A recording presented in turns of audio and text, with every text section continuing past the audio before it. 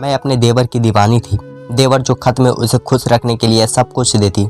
एक रात देवरानी घर पर नहीं थी। मैं उसके कपड़े पहनकर देवर के पास गई, लेकिन देवर ने तो मुझे एक साड़ी बड़ी मुश्किल से हुई थी, क्योंकि मुझे किसी खूबसूरत लड़की से शादी करनी थी, क्योंकि मैं खुद भी बड़ी खूबसूरत थी, मगर मैं बहुत गरीब थी। इसलिए मेरे लिए जो भी रिश्ता आता वह लड़का गरीब होता था। इसलिए मैं कई साल तक शादी से इनकार करती रही, और यहाँ तक कि मेरे बाल सफ़ेद होने लगे थे। मेरा बाप मर चुका था और मेरी शादी के इंतज़ार में मेरी माँ भी मर गई, और भाई भाभी मुझे इस बात से ताने मारने लगे थे, मगर मैं अपने जिद पर अड़ी रही। मैं चाहती थी कि मेरा पति मेरी तरह से खूबसूरत हो और अमीर भी हो, क्योंकि मैं गरीबों से तंग आ चुकी थी।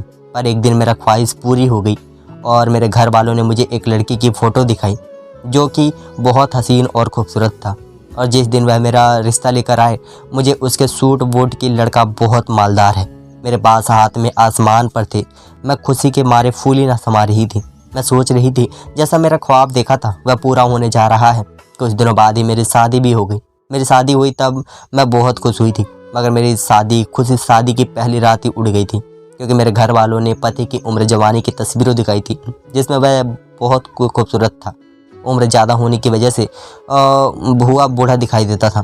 मेरी भाभी ने मेरे साथ धोखा किया था, मगर अब मेरी शादी हो चुकी थी, इसलिए मैंने शब्द कर लिया जो अगर मैं अपने पति से तलाक ले लेती तो मुझ पर तलाक का दाग लग जाता और कोई मुझसे शादी भी ना करता। वैसे ही मेरे ससुराल में सास ससुर नहीं थे, मेरे पति और उसका छोटा भाई था।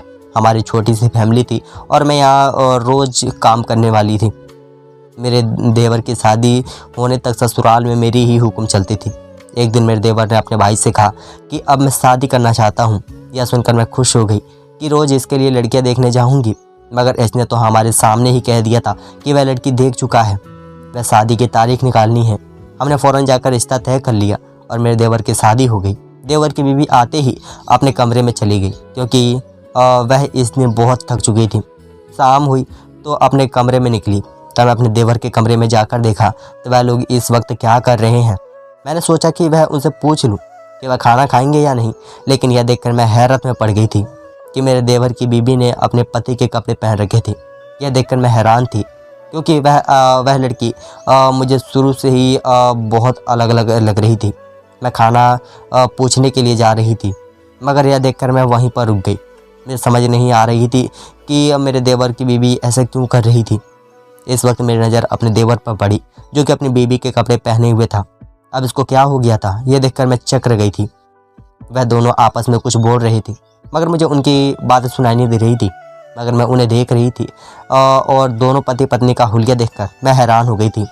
तब तक मेरे देवर की बीबी अपने पति के कपड़े पहनकर घर से बाहर चली गई, जबकि मेरे देवर बीबी के कपड़े पहनकर सो गया। यह देखकर मैं हैरान परेशान अपने कमरे में आ गई और सोचने लगी कि यह सब अपने पति को बताऊं या फिर नहीं। लेकिन इस रात को अपने पति को यह बात नहीं बताई। सुबह ही तो मेरे देवर की बीबी वापस घर पर आ गई और सबसे चुप कर अपने कमरे में चली गई, मगर मैंने उसे किचन की खिड़की से देख लिया था। मगर मैं खामोश रही। नाश्ता बन गया तो वह दोनों पति पत्नी किचन में आ गए।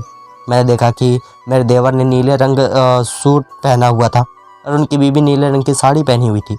नीले रंग में दोनों जच रहे थे। दोनों नमस्ते के बहुत हैरान हंस रहे थे, और मैं सोच रही थी कि रात को उन दोनों को क्या हो गया था। अगले दिन भी ऐसा ही हुआ। मैं फिर अपने कमरे से निकली आई। देवर के कमरे में खिड़की के चुपके से अंदर झांकने लगी। मेरे देवर बिस्तर पर सोया हुआ था और उसकी बीवी वॉशरूम में थी। बाहर निकली तो मैंने देखा कि उसके पति की पैंट शर्ट पहन रखी है और उसने अपने लंबे बाल टोपी में छुपा रखे थे। उसने जैकेट पहने तो बिल्कुल लड़का लग रही थी। मैं तो उसे देखते ही रह गई। दूसरी तरफ उसने अपने पति को कुछ बातें की और फिर अपने कमरे से बाहर निकल गई। मैं जल्दी से छुप गई थी कि वह मुझे ना देख ले। मैंने देखा कि मेरे देवर की बीवी ने दरवाज़ा खोला और घर से बाहर चली गई। 3 रात तक ऐसे ही होता रहा। मेरे देवर अपनी बीवी के कपड़े पहनकर बिस्तर में सो जाया था, जबकि उसकी बीवी उसके कपड़े पहनकर घर से बाहर निकल जाती थी। मुझे समझ नहीं आ रहा था कि वह ऐसा क्यों करती है। फिर एक रात हमारे घर कुछ लोग आए। मैं अपने कमरे में थी और कुछ देर पहले ही मेरे देवर की बीवी उसके कपड़े पहनकर चली गई थी। वह 3 लोग थे और उनके साथ में बंदूक भी था। वह लोग जैसे ही हमारे घर पर आए, वह सीधा मेरे देवर के कमरे में चले गए और मेरे देवर को अपने साथ ले गए। मेरे देवर को बेहोश करके ले गए थे और मैंने देखा कि मेरे देवर ने अभी भी उसके बाबी के कपड़े पहने हुए हैं। यह देखकर मैं और डर गई थी, क्योंकि उनके हाथ में बंदूक थी। जो अभी उनके सामने जाता तो शायद उन्हें मार देता।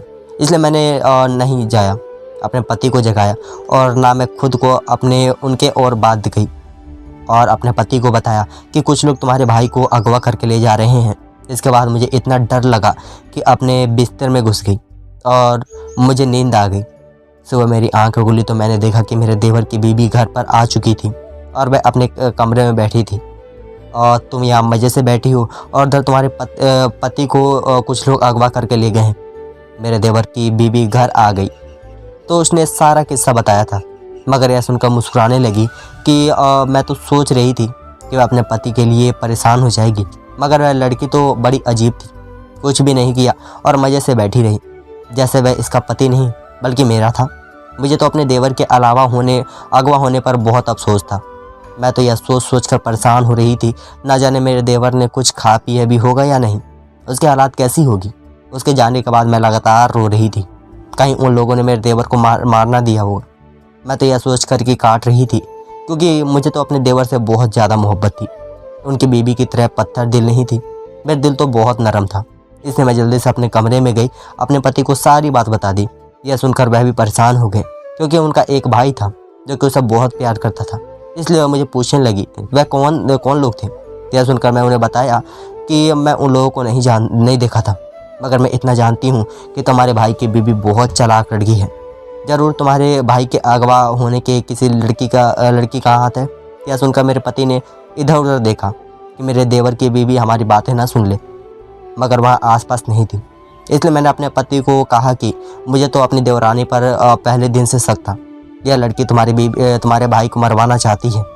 यह सुनते ही मेरे पति गुस्से में आ गया और उन्होंने कहा कि इस लड़के को इस घर से निकलवा दूंगा। तब से उन्हें ठंडा करती हुई बोली कि पहले अपने भाई को घर में लाओ, इसके बाद अपने भाई से कहना इस लड़की को तलाक दे दे। यह सुनकर मेरा पति सुकून से हो गया और फिर घर से चला गया और मैं अपने देवर की बीवी से कोई बात न की। तो उसने खाना खाया और अपने कमरे में चली गई, जबकि मेरी तो भूख मर चुकी थी। मेरा देवर अगवा हो चुका था और मेरा पति उसके पीछे गया हुआ था। पता नहीं आगे क्या होने वाला था। फिर सुबह से शाम हो गई, मगर मेरा पति घर नहीं आया।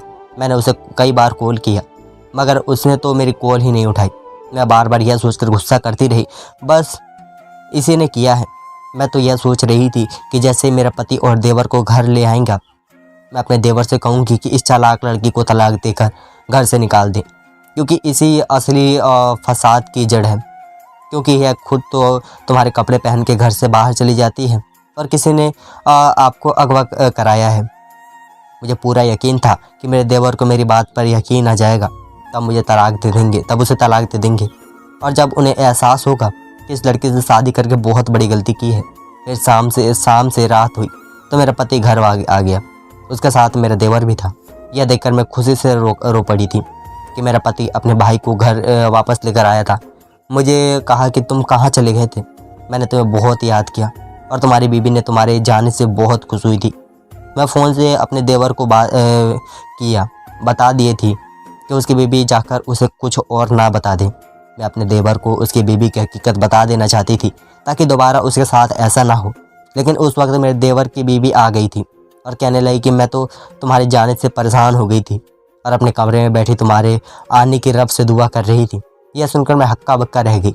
यह लड़की कितनी झूठ बोल रही थी। पहले पति को अगवा कर लिया और अब उसके सामने मासूम मर रही थी ताकि वह इस तलाक देकर घर से ना निकाले। यह सुनकर तो मुझे बहुत गुस्सा आ गया और अपने देवर से बोली तुम्हारी बीबी झूठ बोल रही है, यह सब किसी ने किया है और यह तुम्हें मनाना चाहती है, इसलिए तुम इसकी बातों में मत आना और इसे तलाक देकर इसे घर से निकाल दो, क्योंकि तुम्हारी बीबी तुम्हारी जान की दुश्मन है और इसने ही तुम्हें अगवा करके रखने का प्लान बनाया था। यह सुनकर उसकी बीबी हक्का बक्का रह गई और मेरे देवर हैरत से मुझे देखने लगे। लगातार मैं सोच रही थी कि इस लड़की को अपने घर से आज ही निकाल दूं, इसलिए मैंने अपने देवर को यह सच बता दिया। यह सुनकर मेरे देवर अपने बीबी को तलाक देने लगा था, मगर इससे पहले कि मेरे पति ने उसे रोक दिया। यह कहकर मैं अपने पति को तरफ देखने लगी थी कि उसने अपने भाई को क्यों ऐसा करने से रोक दिया था।